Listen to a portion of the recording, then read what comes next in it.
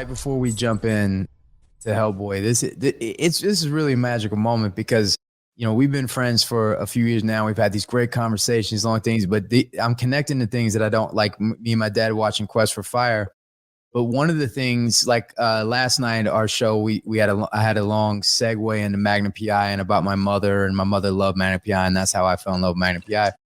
But what's really interesting is having this conversation. By the way, I didn't know that Rick Baker was the makeup guy on Beauty and the Beast. But, this is a really special moment because I remember when, another way that me and my mother connected is like, man, we would watch shows. We watch shows. I think Beauty and the Beast was like I think it was Friday nights. Yeah. And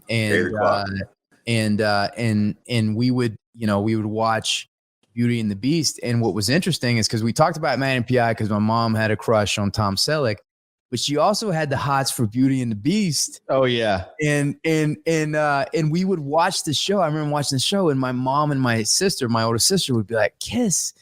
Like they wanted you guys to kiss for like the first 2 seasons, and they had the hots for Beauty and the Beast. And you think about the talent of Rick Baker, but also the talent of the performance that you're portraying, the masculinity that comes through the makeup, the connection and the relationship that you have with Linda Hamilton that makes every woman in America or whoever's watching the show fall in love with you. And that's storytelling, that's talent, because you're a fucking animal. Right. Well, and George talking about, and let me mention another George story. George talking about Beauty and the Beast talked about the giant mail bags of fan mail that would show up to the network for Ron.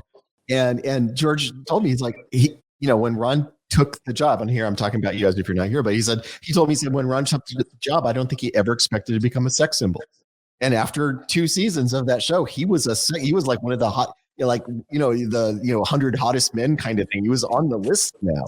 That's how good Rick Baker is.